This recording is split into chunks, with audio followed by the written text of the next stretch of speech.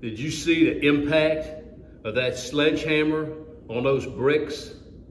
Well, I'm here to tell you, that's nothing compared to the impact that Jesus has on this world. You know, the most popular verse in the Bible is John 3:16.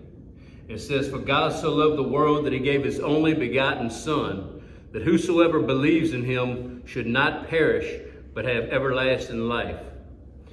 God loved us so much that he sent his only Son, Jesus, to die on the cross for us. And if we believe in him, we'll spend eternity in heaven